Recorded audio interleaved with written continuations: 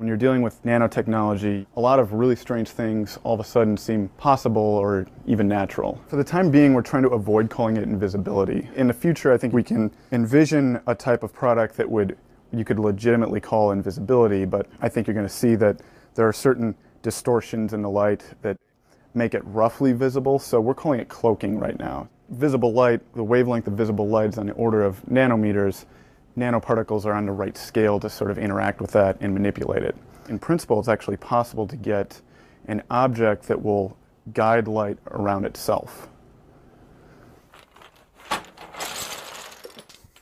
The sphere is this sort of easiest shape to do. Right now we can only cloak convex shapes, and that has to do with the sharp angles. So things like spheres and even cylinders, for the most part, we can do a pretty good job with. Squares, we can do it halfway decent job with, and then when we get to things like triangles where they have the more acute angles, that's where it sort of bends the light in a problematic way.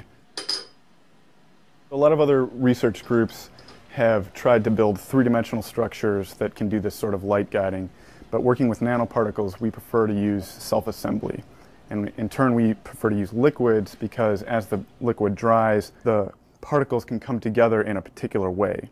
So by controlling the structure of the particles, we can control how they come together. Go ahead.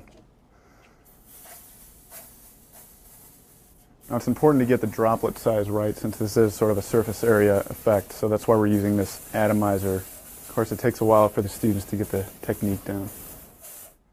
If things don't dry evenly, that adds to the distortion of the light. So we just chose to use a simple hair dryer, and it also speeds things up for the demonstration. So what future uses do we envision for this paint? I mean, of course, beyond the general novelty of being able to move about undetected, I think there are going to be a lot of applications for this. So, of course, the military is very involved. Invisible buildings and invisible vehicles. We provide new ideas, and it's society that decides, how new technologies will be used. Because, of course, we envision this being used on the skin. We want everything to be safe. If this stuff gets onto the wrong hands, reverse engineered by people who wish to do harm.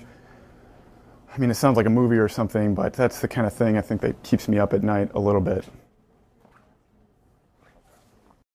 Well, basically, the words would be too great to say teleportation, but in a way, the broken key has disappeared from the current location and it showed up in a different ion chamber